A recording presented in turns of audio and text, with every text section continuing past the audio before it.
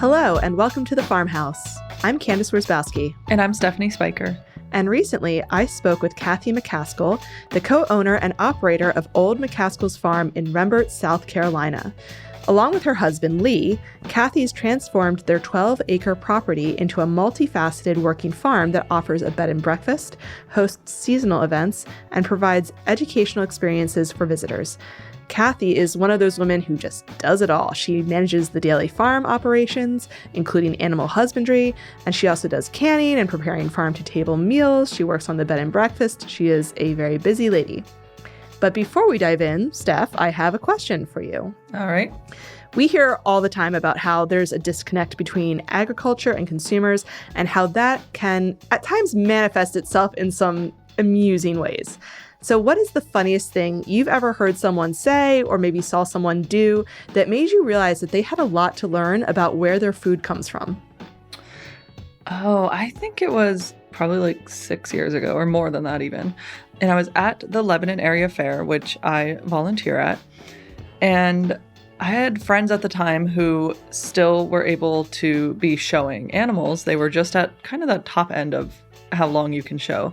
And they had goats there. And so I was just hanging out. We had like the little, like the chairs you take to sporting events, just hanging out by the goat pens.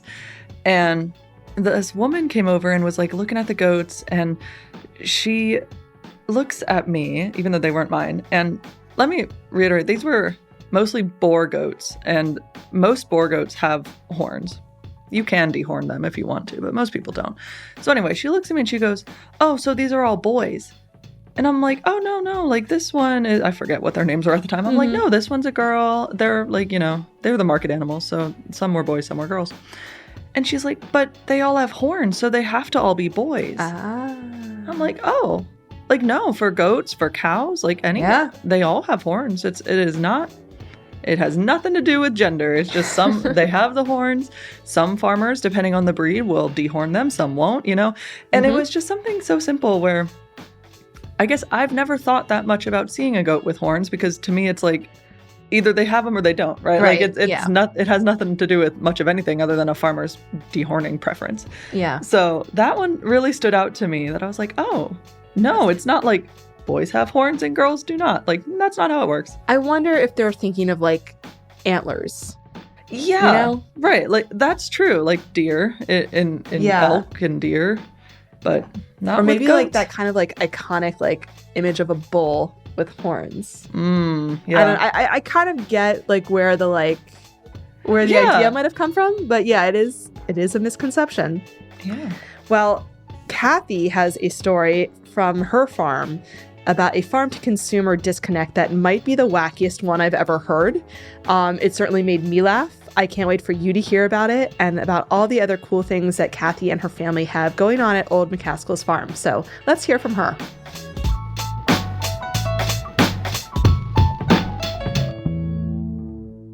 Well, Kathy, welcome to the FarmHouse. Well, thank you. Good to be here. Tell me about Old McCaskills Farm and what you guys do there. Well, we kind of do a little bit of everything, a whole lot of stuff. It's just something that kind of evolved.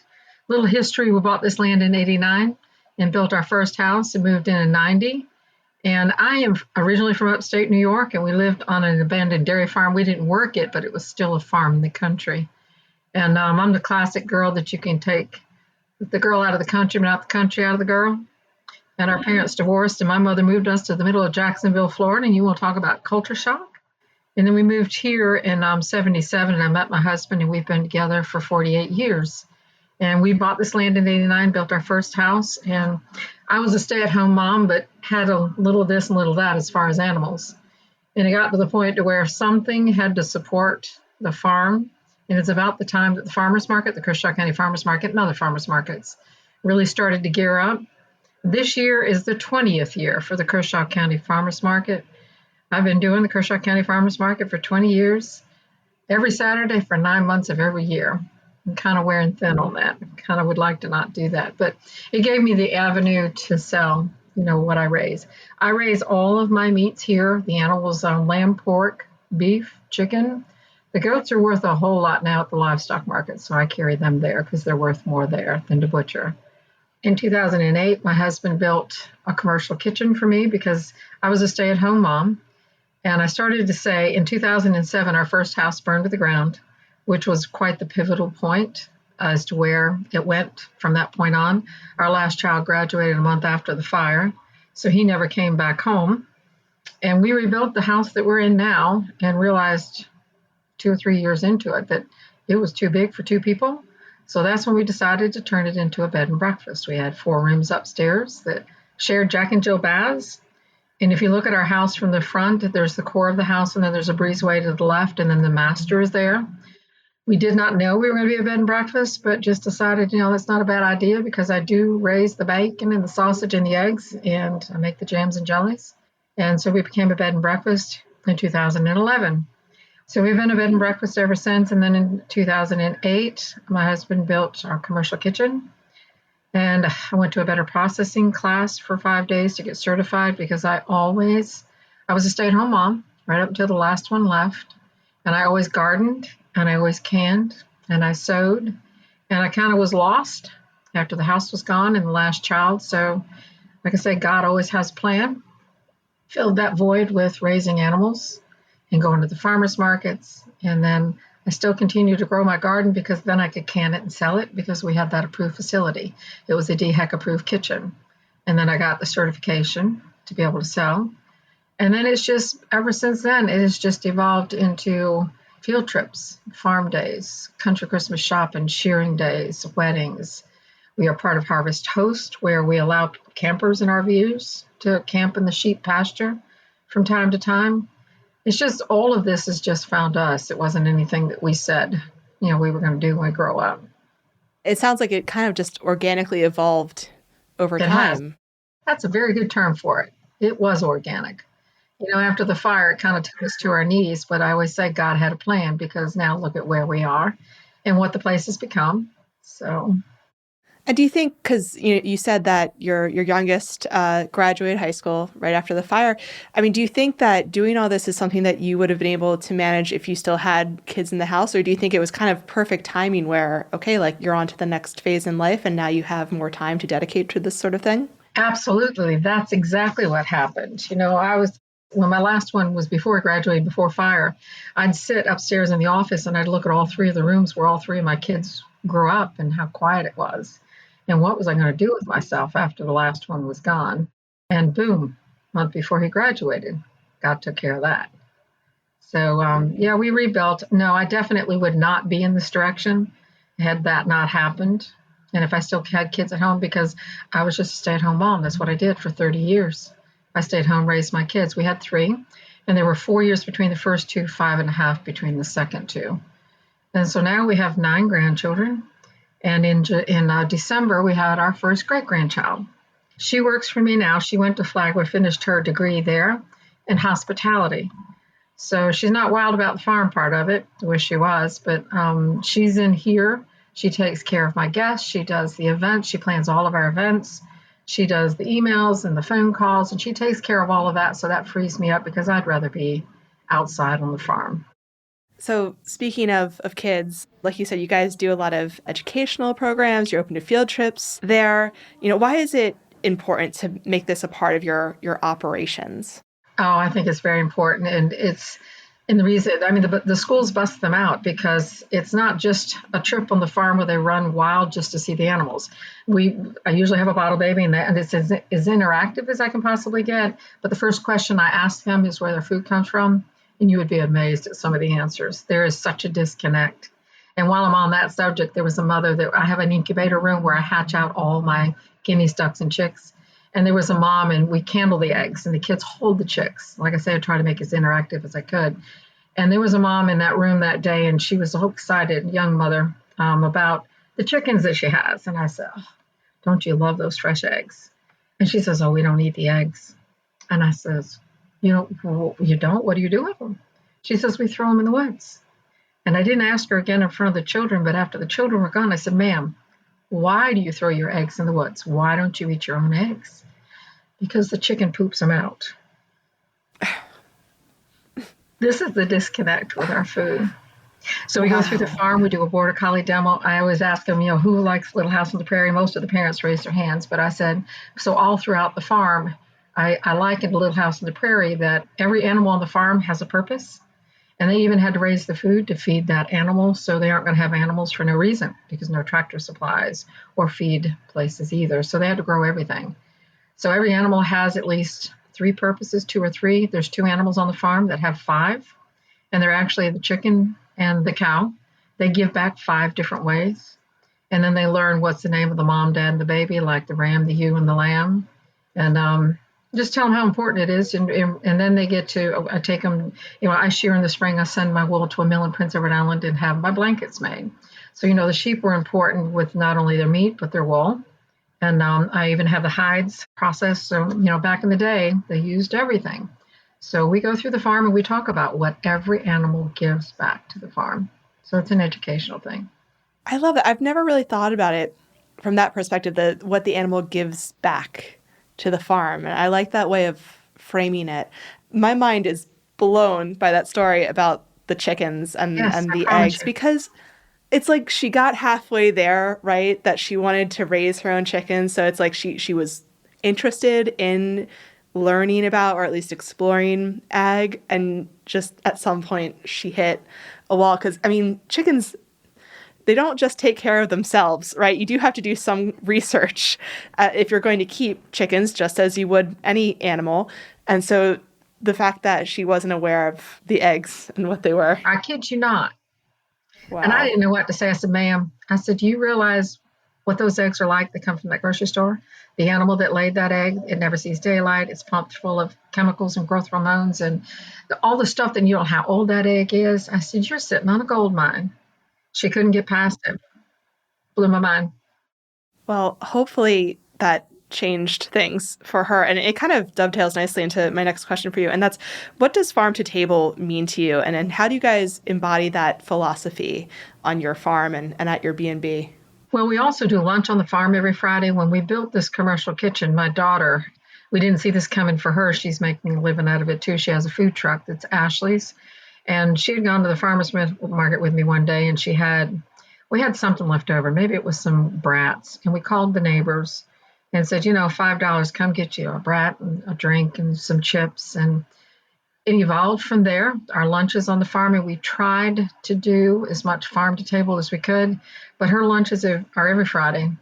And, she averages 30, and when she has 30, 40 is an average for today, but the other week she had fried chicken, she had 69. I can't produce enough. I'm on a small scale, and I don't want to get on a large scale because then it'll get to the point to where it's running me.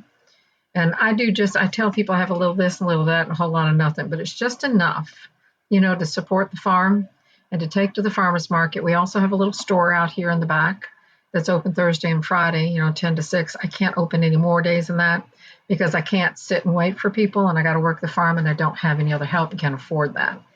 So the farm to table is, my husband we were single income household, and we were farm to table all our lives. My husband would go hunting, he'd get the deer meat, and I grew the vegetables and did everything else, and didn't realize how important it was, but it was just out of necessity because we were single income and couldn't afford much, and we raised our 3 kids that way. Yeah, so I offer canning classes, I do the educational, I even do tours. I call the adults tours. And there are people that come out, that want to tour the farm, but mostly a lot of them is where they grew up on grandma's farm and they want to go back, and it takes them back. But a lot of people want to be sustainable, but don't know how. Every time I had a canning class, there was at least one man or 2 men in it because, they want to be sustainable as well. But not easy for everybody to do. You got to know what you're doing to begin with. Then you have to have the land, and then you have to be able to take care of the animal. And if you've got a sick animal on the farm or something's going on, everything stops to take care of that animal. It's a day-by-day schedule. Well, speaking of animal care, you mentioned on your website that your farmers are antibiotic and medication-free. You use a non-medicated formula feed. Why is this something that's important to you? Well, even though I have my own feed made, it's the corn, soybean, cottonseed meal that's made into this pellet that I get. It's not organically raised. Nobody could afford the meat if I couldn't afford the grain. So I tried to do as much as I can, because I understand the process and that we have to produce more on a smaller piece of land because we're losing a lot of it. And, farming has just gotten so technologically involved.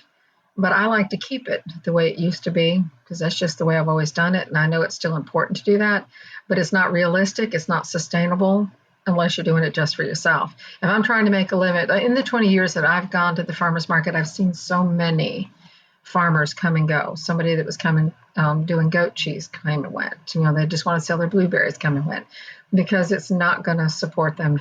That's why I'm so diverse, because it's not just one commodity here that's going to keep the place going. It's not just the meat. It's the wool, the farm days, everything that we do. And the bed and breakfast. It takes every bit of it to keep it going. Right. Yeah. And it's interesting because I agree that the best way to survive really is to diversify. Mm-hmm. And it's been great that your farm has been able to do that. And like we said earlier, like organically, it's been able to, kind of branch out into all these ways of approaching the public and also, being able to generate some income. So I'm glad you've been mm-hmm. able to thrive in that way.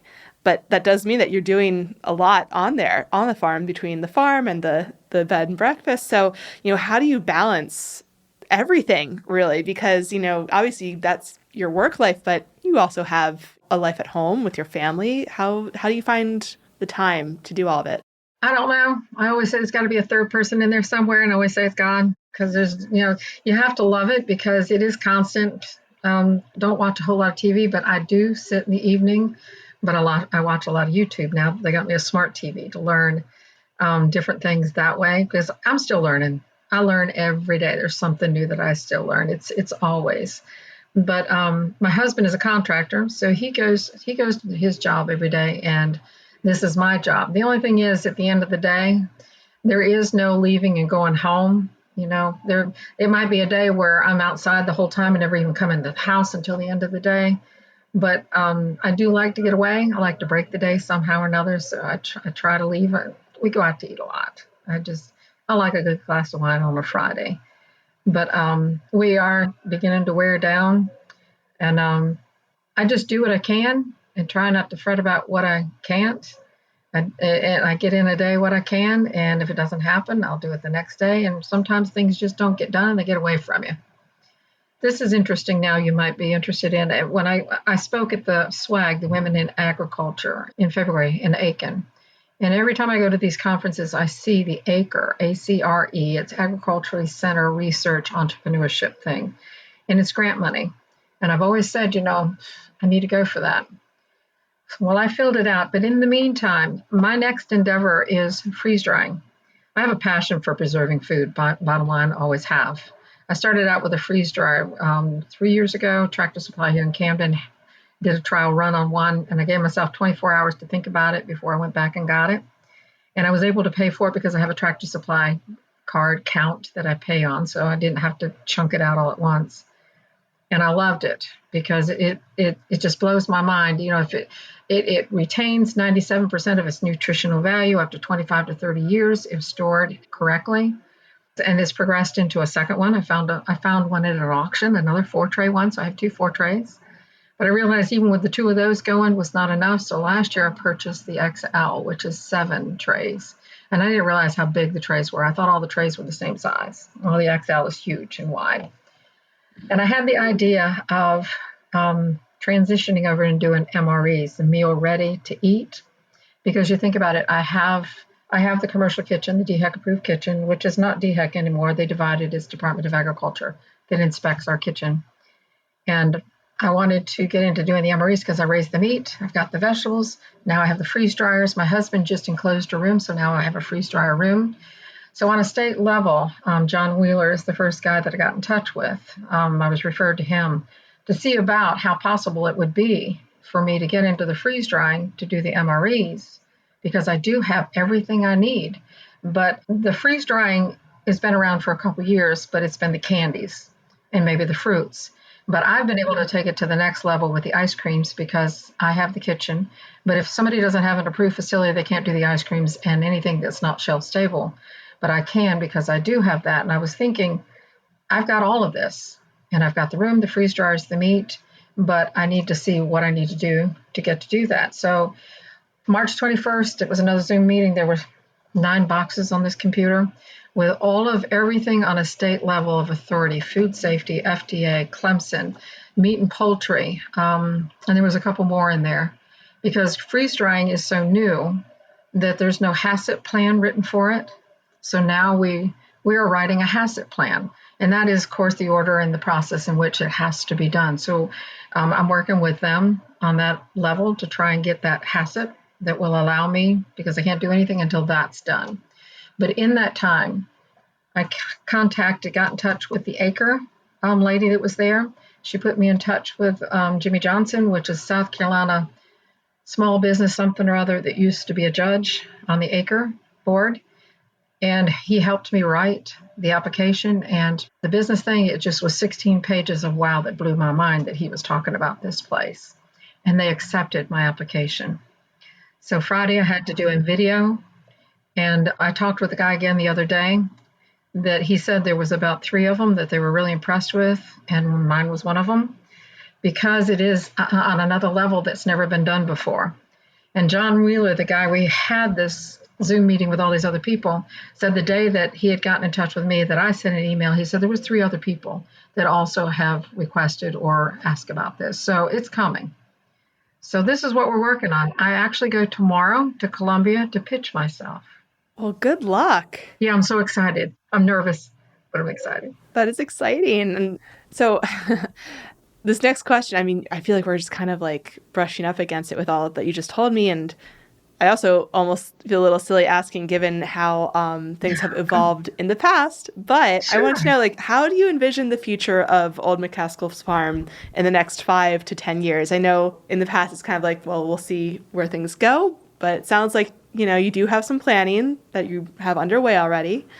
Well, that's the $64 million question, because my husband and I are both self-employed, and we're both in our 60s now. And we both want to retire, but we don't know how, because we are just both self-motivated, self-driven people. And it's kind of hard for self-employed people to just stop what they're doing. And, you know, this is my job as well as my home. So it's really kind of hard to just all of a sudden one day we're going to shut the store down, we're shutting the farm down, no more farm days, no more field trips. Not quite sure how that would pan out, but this is the reason why I want to do the freeze drying is I want to farm on my own pace and my own level. I don't want to have to go to the farmer's market every Saturday morning for 9 months of every year.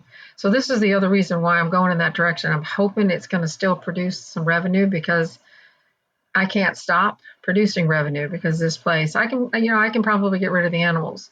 But, we realized we built this house way too big than we needed, but, it became a bed and breakfast.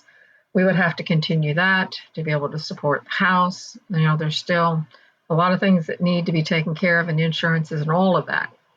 And I pretty much support that part of it.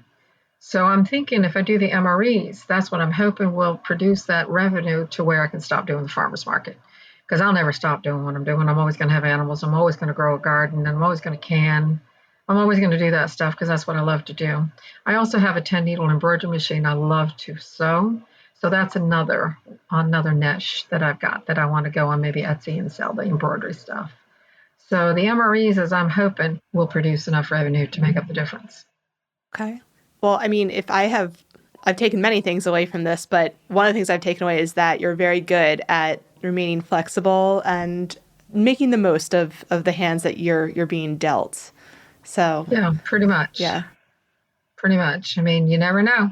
You never know what life's going to throw at you. And, we lost 30 years in 30 minutes when we lost the house. And it took us to our knees. But I always tell people God had a plan. And look what we have now. And we love sharing it. So one final question for you. Sure. What does it mean to you to be a woman in agriculture? I don't really think about it. I tell people, I'm just pathetically domestic. I stayed home. I was little Miss Susie homemaker. But I also did the yard. I did my husband's books. I did all of that so that it allowed me to stay home and allowed him to be, the revenue maker, so that I could stay home with my kids, because it was being a mom was the most important thing to me. So, we did without a lot, but the fact that it evolved into I'm a woman in agriculture, I really don't think about it. Back in the day, the women did the gardening. The men were out in the fields, they were out doing stuff, and the women, they grew the garden. The men took care of the animals or whatever, and they took care of the house, and they sewed and they canned and they fed their family. So that's just the way I see it. All right. Sounds good. Well, thank you so much for speaking with me today. I appreciated learning a little bit more about you and about your operations there. So many of them. Yeah, it is a lot, and I feel like I've left so much out, but we've got 3 bushels of beets that we pulled this morning, so I still have my apron on and I got beet fingers, but I wanted to do this too. I think it's important. I'm part of the South Carolina Agritourism. That's the other thing. I got Agribusiness Person of the Year and Farm Shop of the Year from the South Carolina's Farmer and Agribusiness Association in 23. And then this past year, I got Regional Farmer of the Year. And like I say, that's not anything I ever went after, but, it just kind of finds me. So, but I think networking is one of the most important things for people to learn. You can watch YouTube. I do watch a lot of YouTubes, but some people don't want to share their information, knowledge, because they don't want competition. I don't feel that way. I feel like we need to nurture as many of them as we can, and women, children, young people, whoever's interested in it. I share every bit of my knowledge and my, I'm still learning, so I don't claim to know everything, but this is the way I do it. This is what works for me. It may work for you, and you might find a different way to do it. But I think there's enough love to go around for everybody. I don't feel that I need to worry about that person becoming competition, because somebody's got to pick up the gauntlet when I'm gone. And I tell people all the time that buy from me and support me, and I tell them thank you, that if we need more people like you to support people like me, or you're going to be left with one big box store and you're not going to have the choice. Well, congratulations for all those. They sound very well deserved. Thank you. and thank you again for speaking with me. It was great to talk to you. Okay.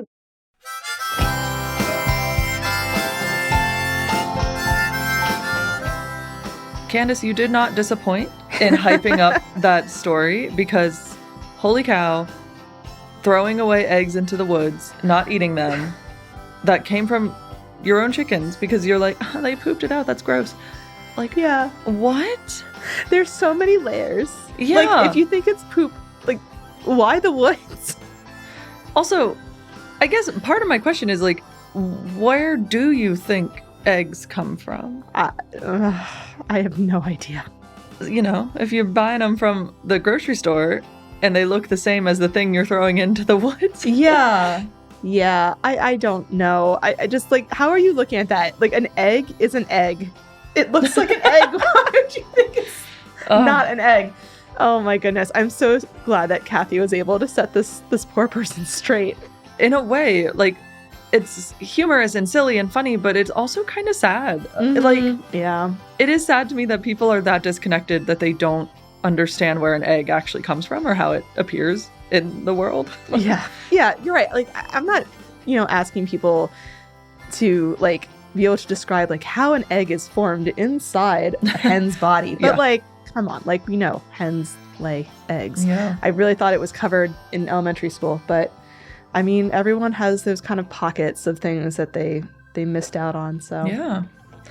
But I will say, the one thing that stood out to me, other than the crazy egg story, was, Kathy said that she sees a lot of people really want to be living a more sustainable lifestyle. So maybe that's growing your own food or having, your own chickens for eggs or whatever it is.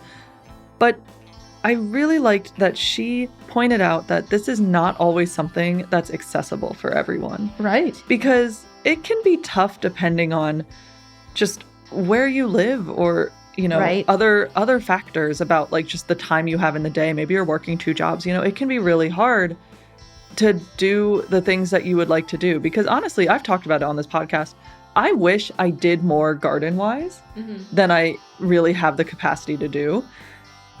So right now I have a few pots. Unfortunately, the darn groundhogs killed my cucumber plant, so that one's gone. Those whistle pigs will get you. Yeah, but my carrots, the bell peppers, they did go after the bell peppers, but that plant is making a comeback, so I think I still have a shot. So I'm growing a few things, but at the end of the day, I wish I was growing way more. So I appreciated her acknowledging that it is hard you may want to do all these things for yourself, but it can be hard to do. Yeah, I feel like that, that happens to me all the time, especially, with animals. I mean, just a few episodes ago, I was talking about how I want to, keep bees. And I still would love to, but I don't think my neighbors that are very close to our property would really approve of that. I honestly don't know if we're zoned to be able to have beehives. And even like scaling up in terms of livestock, I feel like every single time I encounter a goat, horned or otherwise, that's a flashback to our callback to our intro. I want a goat. I know that I do not have the land, the time, or the resources to take care of a goat or really any kind of livestock animal. Who knows? Maybe one day, but certainly not now. I think that's kind of where I'm at, because something else Kathy said was, she said all of this found us in terms of all the really cool things they've been able to do in terms of the bed and breakfast and the animals and all the cool things that they get to do in the agritourism. So I think maybe, my dream of a beautiful garden or your dream of keeping bees with your goats, like, it could happen. It could be a one-day thing. You never say know. never. Yeah. I think that takes care of the show for today. Thank you all for listening. If you like this episode, please consider subscribing if you haven't already done so. And if you really like this episode, please consider leaving us a review. If you have any questions or thoughts about this episode, you can email us at farmhouse@lancasterfarming.com. You can also find us on social media at Lancaster Farming on most platforms. Thank you again for listening and visiting us at the Farmhouse. I'm Stephanie. And I'm Candace. We'll talk to you later. Bye.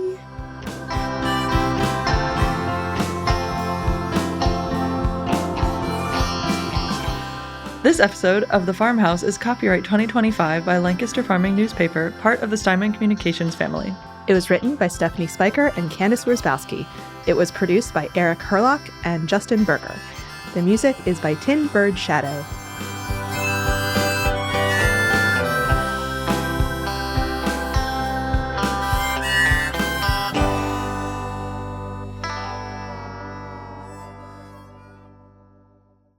All right, listen, Steph, I'm really sorry that you're dealing with groundhogs. I don't know what is going on. I feel like this is the year of the groundhogs. We've got at least 3 in our backyard. No. We have a mom and 2 babies.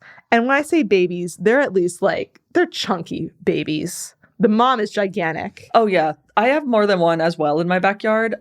And the one is massive. Oh. And I'm like, how are you so large? It's because you ate my entire cucumber plant.